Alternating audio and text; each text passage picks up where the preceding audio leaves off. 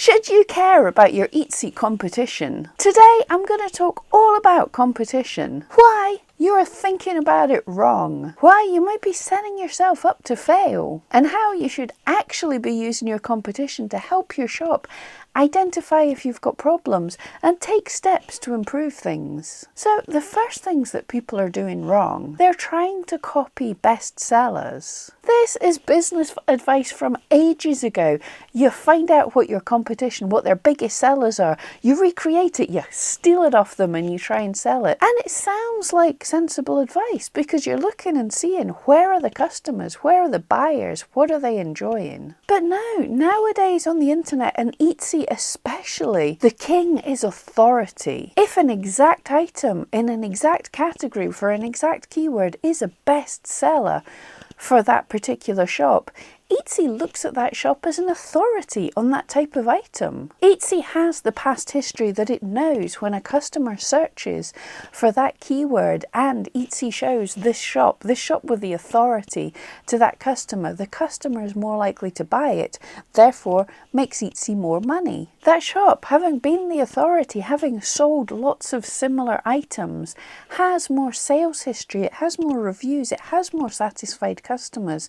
So Etsy knows it's a good, trustworthy shop. If we come along out of nowhere with our tiny brand new shop and try and copy this massive authority, Etsy has no data for us. So we're just much less likely to rank in the search. At the minute in time, we've seen this very much with masks. In April, the demand for masks exploded, and the shops that were there, right there and then making masks at that moment in time, they found they had a huge explosion in sales. They made lots of sales. So people come along towards the end of the summer and see, masks are big sellers. I really need to try that. But for those big keywords that are bringing in awesome views and sales, it is just too hard for a brand new shop to come straight in and expect to rank for the term masks.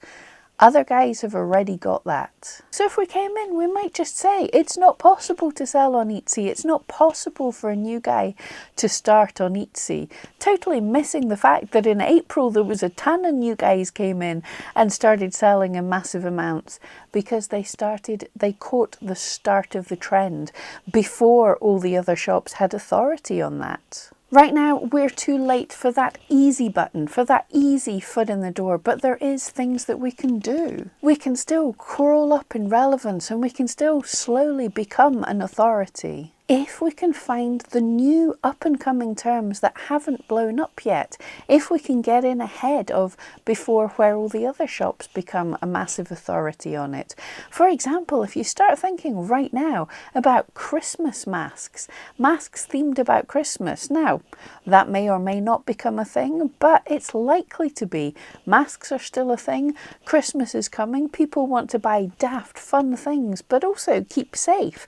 So a fun Santa mask, something to bring a smile to people's faces while you're out and about doing the things you have to do outdoors. So Christmas masks might be just about to explode. And if we get in before these other shops that have been selling regular masks, before they diversify, we get in with a Christmas mask and we do well. It's a good product and people like it. We might be able to slowly climb our way up the authority and eventually become a ranking shop for masks as well. Another mistake people make with competition is mistaking who their competition is. They look at the top sellers in the category they want to be in and then think if their shop takes a drop in sales one day, but this competition that they've seen, if they don't take a dip, if they're still selling well, then there must be something really wrong happening, that the competition's still doing well, so buyers are still out there, but their little shop's not doing so great. But these big shops are not your competition. They are on another level. It's likely they have return customers. cinemas. It's likely they have social media driving people in. It's likely they have their own mailing list. They're in a different place than you. So even if there was a slightly quiet time, they have their momentum that they can ride it out. You want for yourself to pick for competition shops that are only a little bit ahead of you. They're getting a little more sales than you. They're ranking a little higher in some of the smaller searches. And then you set your eyes, you target these shops, you look at how they're doing. You maybe even look at what keywords they're using to get ideas for other keywords, but you set your sights on them. You claw your way up slowly until you catch up and overtake that shop that was your competition. And then you look ahead to the next step, to the next level up, to the next seller that's just that little bit ahead of you. You don't try and imagine your competition's way up here. Again, we take small steps to climb up the competition ladder until you're up there with the big guys. And another thing is people pick competition that's not even competition at all. And that's worrying about cheap knockoff goods from China that aren't even in your lane. Sometimes you've just got to forget about these things. If people want to buy cheap mass-produced things, they'll buy cheap mass-produced things.